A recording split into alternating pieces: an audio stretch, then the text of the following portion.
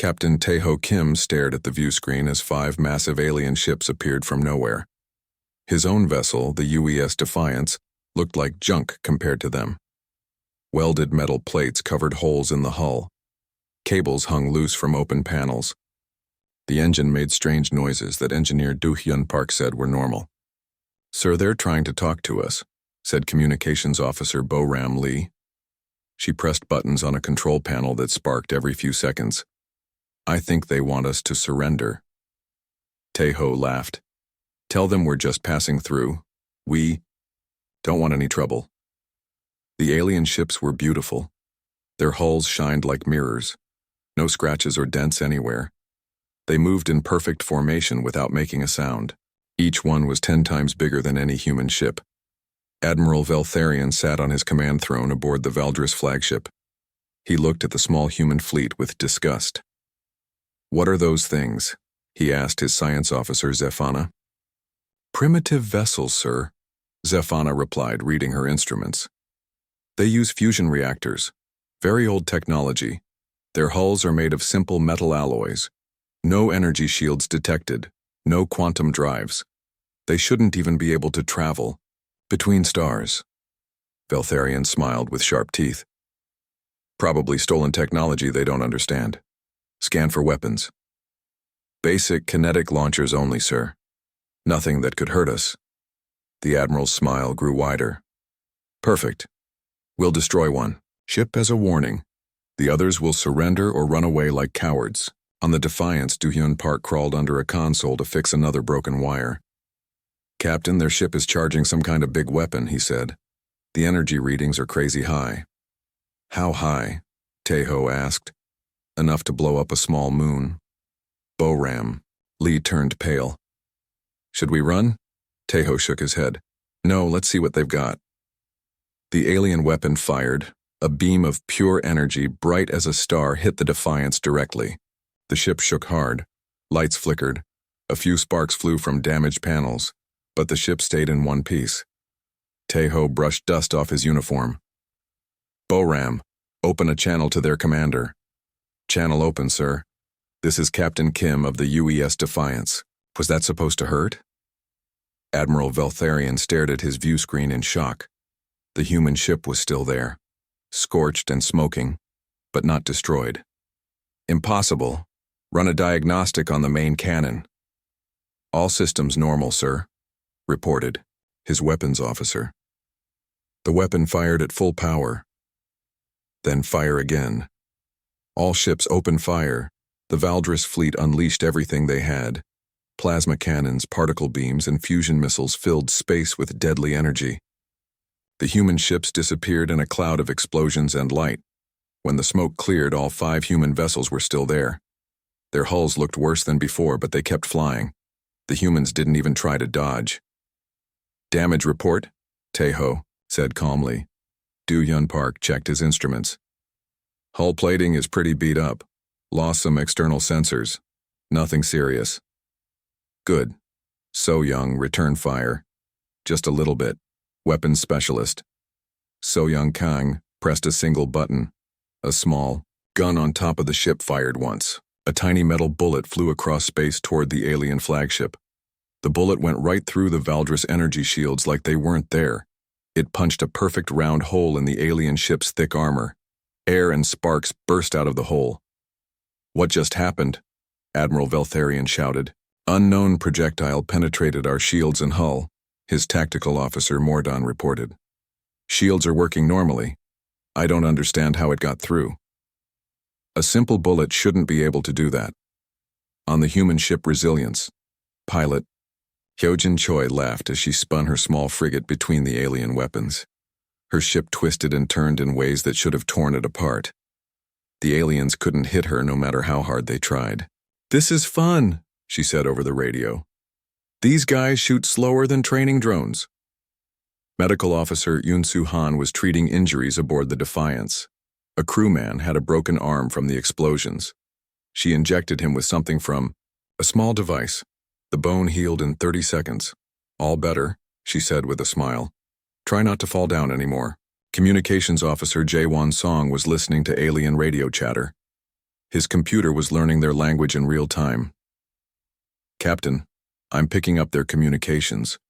They think we're using ancient super technology that we don't understand." "That's funny," Tejo said. "What else are they saying?" "They're scared. They want to retreat and call for help." Admiral Veltharion watched his fleet fall apart. Human weapons went through their shields like they didn't exist. The small human ships moved too fast to hit. His most powerful weapons barely scratched their hulls. "All ships fall back," he ordered. "Maintain distance but keep them in sight. Send a message to High Command. Tell them we need reinforcements." "What? Should I say we're fighting, sir?" Veltharion looked at the human ships. They looked like flying scrap heaps, but they fought like nothing he'd ever seen. "Tell them we found ancient war machines operated by primitives. Request immediate assistance." As the alien fleet pulled back, Tejo relaxed in his captain's chair. "Well, that was interesting. Du Hyun, how are the engines?" "Running smooth as always, sir. Want me to fix the hull plating?" "Nah, leave it. Makes us look harmless." Boram Lee giggled. "They really think we don't know what we're doing." "Let's keep it that way," Tejo said.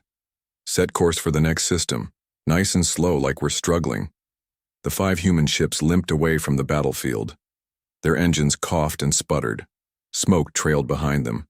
They looked like they might fall apart at any moment, but everyone aboard was smiling. Admiral Veltharion paced back and forth on his command bridge. His fleet had pulled back but stayed close enough to watch the humans. The small ships were moving toward the next star system, slow and clumsy like broken toys. "Sir, High Command is responding," said his communications officer. "Grand Admiral Thexara herself is coming with the 3rd Imperial Battle Group." Veltharion felt relief wash over him. Thexara commanded 12 of the biggest warships in the galaxy. She had never lost a battle. If anyone could deal with these strange humans, it was her. "How long until she arrives?" 6 hours, sir. On the Wa. Human ship Defiance Captain Tejo Kim was having lunch with his officers. The ship's mess hall was small and cramped. The walls were covered with exposed pipes and blinking lights. Everything looked old and used. "So they called for backup," said Communications Officer Jae-won Song between bites of his sandwich. 12 big ships this time." 12? said pilot Hyojin Choi. "That seems like overkill." Engineer Do-hyun Park shrugged. "Maybe they're trying to show off. Their first attack didn't work very well." Medical Officer Yoon-soo Han was reading something on a small tablet. "I've been studying their biology from the scans. They're carbon-based like us, but their brains are smaller. Slower reflexes, too." "That explains why they can't hit anything," Hyojin said with a grin. "Weapons specialist, so young." Kang was cleaning her fingernails with a small knife. "Their shields are weird. They stop energy weapons but not solid objects. It's like they never thought about bullets before." "Different tech trees," said Science Officer Yina Cha from the research ship Discovery. Her voice came through the ship's intercom. "They went all in on energy weapons and forgot about kinetic defense." 6 hours later, space filled with light as the Valdris reinforcements arrived. Grand Admiral Thexara's flagship was a monster. It was bigger than a city and covered with weapons. 11 other massive ships formed up around it in perfect formation. "Impressive," Tejo said, looking at the view screen. "They're really serious about this." The alien fleet moved toward the humans like a wall of metal and death. Their weapons were already charging. Energy crackled along their hulls. Grand Admiral Thexara was old for a Valdris. Her scales were silver with age, and her eyes were cold as space. She had conquered 40 star systems and destroyed 100 enemy fleets. These humans would be no different. "Admiral Veltharion, report," she commanded. "The humans use unknown technology, Grand Admiral. Our weapons barely hurt them. Their projectile weapons penetrate our shields." "Impossible. Show me." Veltharion transmitted the battle data. Thexara watched the recordings with growing anger. She saw her ship's weapons hit the humans directly without effect. She saw simple bullets punch through advanced shields like paper. "They're mocking us," she hissed, "playing music during battle, acting like we're not even a threat." "What are your orders, Grand Admiral?" Thexara's claws dug into her command chair. "Destroy them all. Use everything we have. The combined Valdris fleet opened fire. Hundreds of energy weapons lit up space. The attack was so powerful it could have destroyed entire planets. The energy output was beyond anything the galaxy had ever seen. The human ships disappeared in a ball of pure destruction. Sensors couldn't see through the explosions and radiation. The attack continued for 5 full minutes. When it finally stopped, the aliens waited for the light to fade. Surely nothing could survive that much firepower. But as the energy cleared, all 5 human ships were still there. They looked even more beat up than before. New scorch marks covered their hulls. A few more pieces of metal had fallen off. But they were intact and still flying. Damage report, Captain Tejo said calmly. Lost some more hull plating, Do-hyun Park reported. A few external sensors got fried. Oh, and the coffee machine in Deck 3 is making weird noises. The coffee machine is always making weird noises. This is different weird. Hyo-jin Choi was laughing so hard she could barely fly her ship. Did you see that light show? It was beautiful, like the best fireworks ever. So-young Kang cracked. Her knuckles.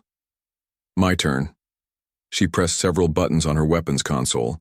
5 small guns on the human ships fired at the same time. 5 tiny bullets crossed the empty space between the fleets. Each bullet found its target. They punched through. Shield generators, weapon systems, and engine cores. 5 of the massive alien warships suddenly went dark. Their engines stopped. Their weapons powered down. They drifted helplessly through space. What happened? Grand Admiral Thexera shouted. They hit our key systems, reported her engineering officer. Single shots to critical components. Perfect accuracy. Our shields didn't even slow them down. How did they know where to aim? Ina-cha's voice came over the radio from the Discovery. Your ship designs are pretty standard. We figured out your weak spots in the first battle. Basic engineering, really. The aliens couldn't believe what they were hearing. These humans spoke like they were discussing the weather, not a life-and-death space battle. Grand Admiral, said her science officer, I'm detecting massive energy buildup in the human vessels. They're charging weapons? No, sir. It looks like maintenance cycles. Like they're performing routine system checks during battle. On the human ships, the crews were indeed running maintenance. Do-hyun Park was calibrating the fusion reactors. Ina-cha was updating her sensor arrays. Yoon-soo Han was restocking her medical supplies. This is routine stuff, Do-hyun explained over the radio. The reactors need adjustment every few hours, or they get cranky. You're doing maintenance in the middle of a battle? Admiral Veltharian asked in shock. Well, yeah, these systems don't maintain themselves. Besides, you guys aren't really hurting us, so we have time. Grand Admiral Thexera felt something she hadn't experienced in decades. Helplessness. Her most powerful fleet was useless against these small, ugly human ships. Her advanced weapons couldn't scratch their primitive hulls. Her tactical genius meant nothing against enemies who treated battle like a minor inconvenience. Charge the quantum annihilation matrix, she ordered. Her officers looked at her in surprise. The matrix was their ultimate weapon. It could tear holes in space itself. They had only used it twice before, both times to destroy entire planets. Grand Admiral, that weapon has never been tested against moving targets. I don't care. Charge it now. As the massive weapon began to power up, the human ships continued their maintenance routines. They seemed completely unaware that the aliens were preparing to unleash forces that could unravel reality itself. Or maybe they just didn't care. The quantum annihilation matrix was the most dangerous weapon in the Valdris Empire. It took 30 minutes to charge and required power from all 12 ships. When fired, it would tear a hole in space itself, destroying everything in a massive area. Grand Admiral Thexera watched the charging process with grim satisfaction. The humans had embarrassed her fleet, but this would end it. Nothing could survive having reality itself turned against it. 20 minutes until full charge, reported her weapons officer. Excellent. Signal all ships to maintain formation. I want these humans to see their death coming. On the human ship Defiance, Science Officer Ina-cha was studying her instruments with interest. Oh, that's clever, she said over the radio to the other ships. They're building a dimensional destabilizer. A what now? Asked pilot Hyojin Choi. They're trying to make a weapon that breaks the laws of physics. It's actually pretty smart for their tech level. Captain Tae-ho Kim raised an eyebrow. Should we be worried? Not really. It's like trying to hurt someone by poking holes in the air around them. Cute idea, but they don't understand how space actually works. Engineer Do-hyun Park was fixing a loose panel near the reactor. Want me to deploy the anchors? Might as well, just in case. Do-hyun pressed a button. Small devices shot out from all 5 human ships and positioned themselves in a grid around the fleet. To the aliens, they looked like tiny probes or sensors. Admiral Veltharian studied the human devices with confusion. What are those things? Unknown objects, his science officer reported. Very small, low energy output. They don't appear to be weapons. Ignore them. Focus on the matrix. The human ships continued their normal activities while the ultimate weapon charged. Communications officer Jae-won Song was listening to alien music and learning their language. Medical officer Yoon Soo-han was reading a book about alien biology. Weapons specialist So-young Kang was playing a card game with herself. This is taking forever, Hyojin complained. Can't they charge their super weapon any faster? Patience, said Captain Tae-ho. Let them have their moment. Fleet Commander Sung Min-oh was aboard the largest human ship, the Discovery. He had been quiet during the battles, letting his captains handle the situation. But now he opened a channel to the alien fleet. This is Fleet Commander O of the United Earth Space Navy. I'm curious about your weapon. Mind if we take a look? Grand Admiral Thexara was shocked. The human commander sounded like he was asking to borrow a tool, not facing the most destructive force in the galaxy. You dare mock us even now? She snarled. Not mocking, just interested. We don't see dimensional weapons very often anymore. Brings back memories. Anymore. Oh yes, we used similar devices about 300 years ago, before we figured out better ways to manipulate space-time. This is good work for beginners. The alien crew exchanged worried glances. These humans talked like they were experts on reality-bending weapons. 10 minutes until firing, the weapons officer announced. Yina Cha deployed a small probe from her ship. It flew toward the alien fleet and began scanning their weapon. Fascinating. They're using brute force to create the dimensional rift. Very inefficient, but it should work. Should? Asked Tae-ho. Well, it would work if space were actually empty, but it's not. Space is full of dimensional anchors, quantum fields, and cosmic background radiation. Their weapon assumes they're firing into a void. And we're not in a void? Nope. We're in normal space with all the usual protections.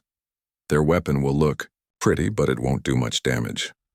The charging process continued. Energy readings climbed higher and higher. The space around the alien fleet began to shimmer and warp. Reality itself was being prepared for destruction. 5 minutes, announced the weapons officer. Grand Admiral Thexara felt victory approaching. These arrogant humans would finally learn respect for Valdris power, but the humans seemed completely calm. They were still doing maintenance, still chatting casually over the radio. Captain Tae-ho was even brewing a cup of tea. 2 minutes until firing. Navigator Min-ho Bae aboard the Resilient started playing music over the radio. It was an old Earth song with a heavy beat and screaming guitars. The sound filled the communication channels. Turn that noise off, Admiral Veltharian demanded. Sorry, can't hear you over the music, Min-ho replied cheerfully. 1 minute until firing. The space around the alien weapon was now visibly distorted. Stars looked bent and twisted through the warped area. The very fabric of reality was straining under the pressure. 30 seconds, Yina Cha made a small adjustment to her probe. I'm going to harmonize their dimensional frequency. Should make the light show even prettier. 10 seconds. Grand Admiral Thexara stood up from her command chair. Fire. The quantum annihilation matrix unleashed its full power. A beam of pure destruction shot toward the human fleet. Where it passed, space itself cracked and warped. Stars flickered and went out. The laws of physics twisted into knots. The beam hit the human ships directly. For a moment, the entire area was filled with impossible colors and shifting geometries. Reality folded in on itself. The very concept of existence became uncertain. Then the light faded. The human ships were still there. They hadn't moved. They didn't even look damaged. The only sign that anything had happened was a faint shimmer in the air around them. "Well, that was pretty," said Hyojin. "Good light show. 8 out of 10. "I like the purple parts," added Yunsu. Grand Admiral Thexara stared at her instruments in disbelief. "Status report. The weapon fired successfully," her weapons officer reported. "Full power discharge. Dimensional rift achieved exactly as planned." "Then why are they still alive?" Yina Cha's voice came over the radio, sounding like a patient. "Teacher, your weapon worked perfectly. You successfully created a localized dimensional collapse. The problem is that our ships exist in stabilized space. Your reality-breaking beam just bounced off our dimensional anchors." "Dimensional anchors?" "Those little probes we deployed. They create a stable space-time bubble around our fleet. Standard equipment for traveling through quantum storms and unstable space. We've been using them for centuries. The alien fleet was completely out of options. They had used their most powerful weapons, called their strongest ships, and deployed their ultimate reality-destroying device. Nothing had worked. The humans treated their greatest efforts like minor inconveniences. Captain Kyung-Soo Lim, aboard the destroyer Vengeance, had been quiet during the battle. But now he opened a channel to the alien fleet. His voice was calm, but carried a hint of annoyance. "Are you done playing with fireworks? Because if you want to see what real weapons look like, we can arrange that." The threat was delivered so casually that it took a moment to sink in. These humans had been holding back. Everything they had shown so far was them being gentle. Grand Admiral Thexara felt fear for the first time in her long military career. What kind of beings could shrug off reality-destroying weapons and call them fireworks? "What? What are you?" she whispered. Fleet Commander Sungmin Oh looked at the readings from the alien fleet. Their weapons were powered down. Their ships were barely moving. The crews were probably in shock after watching their ultimate weapon fail completely. "I think it's time to stop pretending," he said over the radio to his captains. "About time," said Captain Taeho Kim. This was getting boring. "Do-hyun, drop the maintenance protocols. Let them see what we really are." Engineer Do-hyun Park smiled and pressed several buttons on his control panel. Dropping fake damage displays, activating primary systems, removing power restrictions. The change was immediate and shocking. The human ships began to transform. Hull plates that looked welded and patched suddenly slid apart with perfect precision. Underneath was smooth, seamless metal that seemed to flow like liquid. The exposed cables and sparking panels folded away, revealing advanced systems that hummed with quiet power. The primitive fusion reactors stopped their coughing and sputtering. They began to run so smoothly they were silent. The energy output climbed from barely detectable to levels that made the alien instruments scream warnings. What had looked like 5 broken-down cargo ships became something else entirely. They were beautiful, deadly, and obviously far more advanced than anything the aliens had ever seen. "Mother of Stars," whispered Admiral Veltharion. "What are they?" Grand Admiral Thexara was staring at her energy readings in disbelief. "Each of their ships is outputting more power than our entire fleet combined. How is that possible?" Science Officer Yina Cha's voice came over the radio, sounding amused. "You want to know what we are? We're humans from Earth. Those ships you've been shooting at, they're converted cargo haulers. We use them to transport farming equipment between colonies." "Farming equipment? The weapons that went through your shields?" "We use those for asteroid mining. The engines that you couldn't hit? Standard civilian drives that we installed last week. The hulls that survived your attacks? Basic construction materials. The aliens couldn't process what they were hearing. Their most advanced military technology was being compared to human farming tools." Chief Engineer Woo Jin Nam, aboard the ship. Harmony added more information. "The energy output you're seeing now? We're running at about 15% capacity. Full power would probably cook your ships just from the radiation. 15%? Grand Admiral Thexara's voice was barely a whisper. Oh yes, we didn't want to accidentally hurt you. These ships weren't built for fighting, they're exploration vessels operated by volunteers who wanted to see what was out here. Physicist Da Un Seo from the Discovery began explaining their technology in simple terms.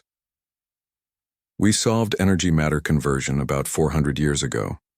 Dimensional manipulation came about 50 years later. Consciousness transfer and quantum computing were developed around the same time. The shields that stopped. Our weapons, asked Admiral Veltharion. We don't use shields, our hulls are made of programmable matter. They can absorb and redirect any kind of energy. It's basic materials science. Admiral Ji Hai-ryu, commander of the Harmony, decided to reveal the biggest truth of all. You want to know the really funny part? This whole encounter has been logged. As a routine diplomatic contact, we're not even a military force. Not military? Nope. We're scientists, engineers, and explorers. The closest thing to a soldier among us is Captain Lim, and he used to be a police officer on a farming colony. Captain Kyung-Soo Lim laughed over the radio. I spent most of my career chasing livestock thieves and fixing broken tractors. The psychological impact on the alien crews was devastating. They had thrown their most powerful military forces against what they now learned were basically civilian scientists on a field trip. Xenobiologist Chan-wook Kim had been studying the aliens throughout the entire encounter. Your species is interesting, he said conversationally. Relatively young civilization, maybe 10,000 years of technological development. Your brains show good problem-solving ability but limited abstract thinking. Social structure is military hierarchical, which explains the slow innovation. Great. You've been studying us? Grand Admiral Thexara asked. Of course. First contact protocols require detailed biological and cultural analysis. My report will probably be used in university courses back home. Examples of mid-level galactic civilizations is always a popular class. Mid-level. You're doing well for your development stage. Most species at your level are still limited to single star systems. Controlling 400 systems is impressive. The casual dismissal was worse than any insult. These humans were treating the mighty Valdris Empire like an interesting museum exhibit. Communications officer Jae-won Song had been recording everything. Your language is pretty complex. Good use of tonal variations. I'll need about 6 more hours to compile a complete grammar guide, but the basics are already figured out. You learned our language during the battle? Most of it. Your communication patterns are fairly standard for carbon-based species, similar to about 40 other languages we've encountered. 40 other languages? Oh yes. We've met lots of species like yours. Most are friendly once they get over the initial shock of contact. Fleet Commander Sung Min. O decided it was time to explain humanity's real position in the galaxy. We're what you might call a shepherd civilization. There are 12 of us scattered throughout this galaxy. Our job is to help younger species develop safely. Younger species? Species like yours. You're at what we call development stage 4. Impressive technology, multi-system expansion, but still limited by linear thinking and hierarchical social structures. Diplomat Yuri Park joined the conversation. The good news is that you qualify for protection and guidance. We can help you advance to stage 5 within a few centuries. Protection from what? Oh, there are some nasty things out in the deep dark. Species that never made it past stage 2 but developed powerful weapons. Rogue AIs from dead civilizations. Ancient automated defense systems that shoot first and never ask questions. Cultural specialist Mi-kyung Lee was already making plans. We'll need to set up cultural exchange programs, educational partnerships, technology transfer agreements, the whole integration process. Integration? Intergalactic civilization. You're ready for it.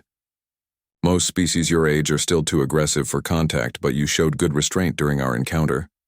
Grand Admiral Thexara realized what had happened. The humans had been testing them the entire time.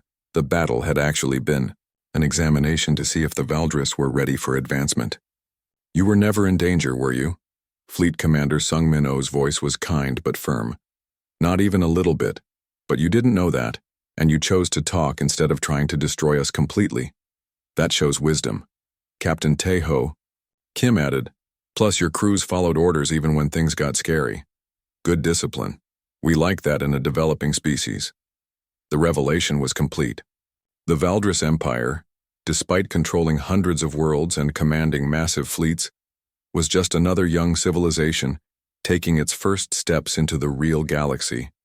And the real galaxy was far stranger and more wonderful than they had ever imagined. 3 days after the battle, Grand Admiral Thexara found herself aboard the human ship Discovery. The interior was nothing like she had expected.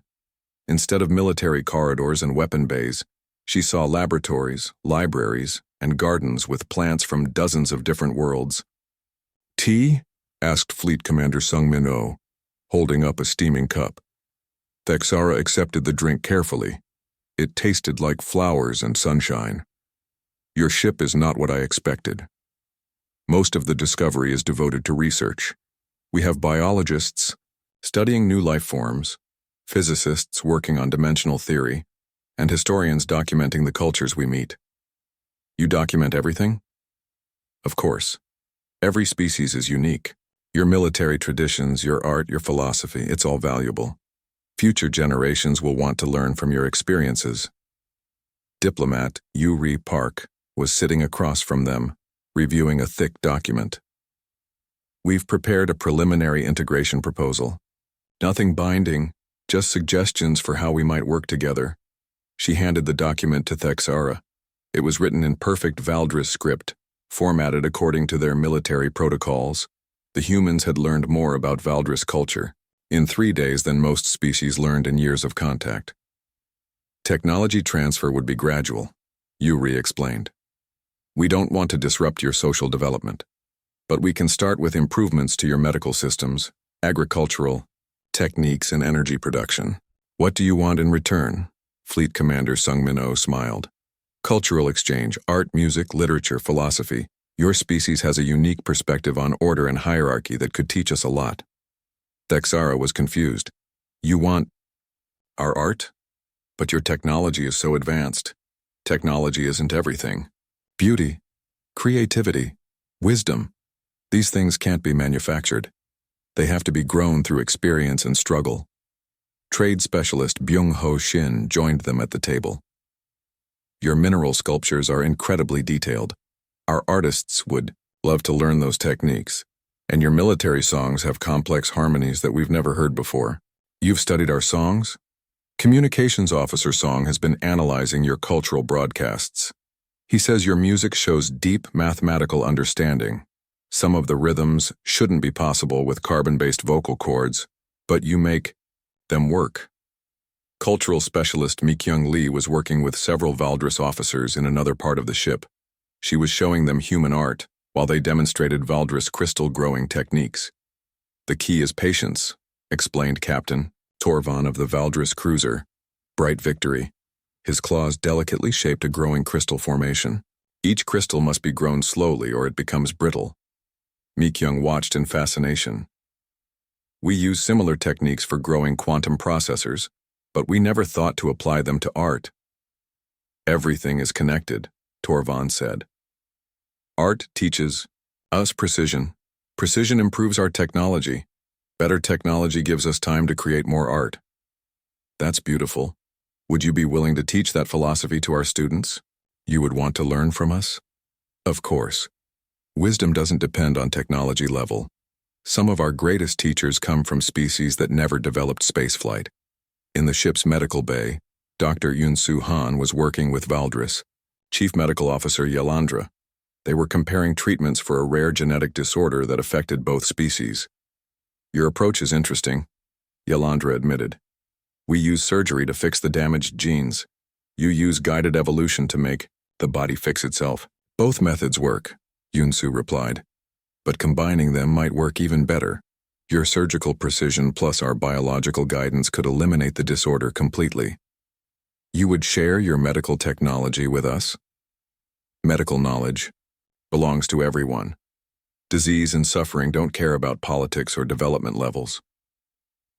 Yolandra felt something she hadn't experienced in years: hope. The humans weren't conquerors or superior beings looking down on lesser species. They were teachers and friends who genuinely wanted to help. Captain Tai-Ho Kim was giving Admiral Veltharion a tour of the ship's engineering section. The alien officer was staring at the fusion reactor in amazement. "It's so simple," Veltharion said.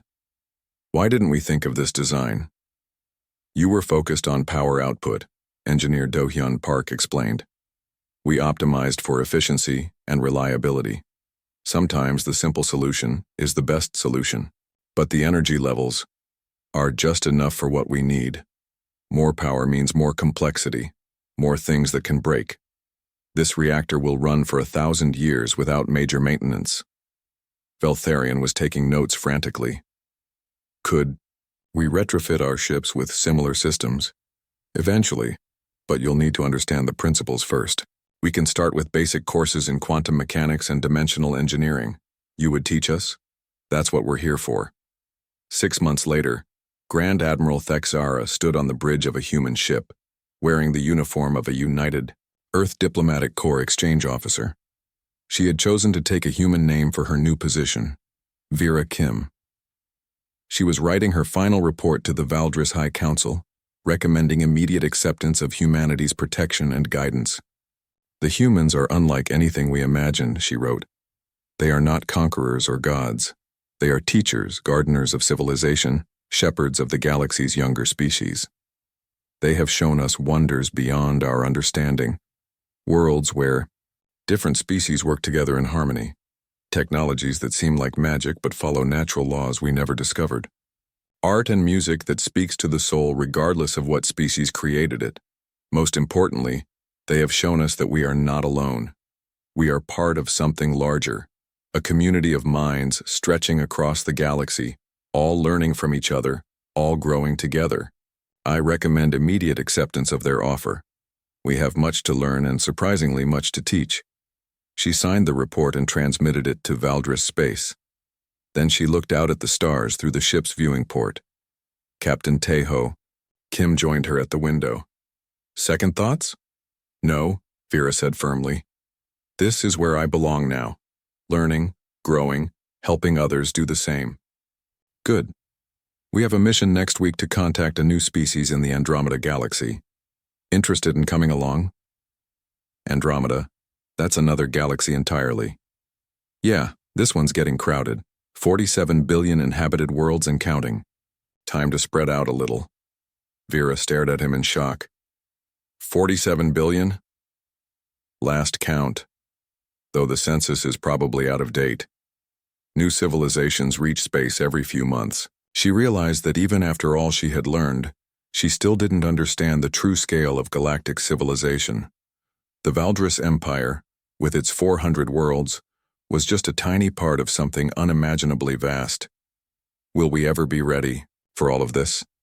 Tai-Ho smiled and handed her a cup of tea. No one ever feels ready. But that's what makes it interesting. Outside the ship, a school of space whales drifted past, their songs creating beautiful harmonies that crossed the emptiness between stars. In the distance, the lights of 1,000 civilizations twinkled like jewels against the cosmic dark. And somewhere in that vast community of minds, a young species called humanity continued their work as gardeners and teachers, helping new friends take their first steps into the infinite wonders of the galaxy. The universe was very large, but there was room in it for everyone.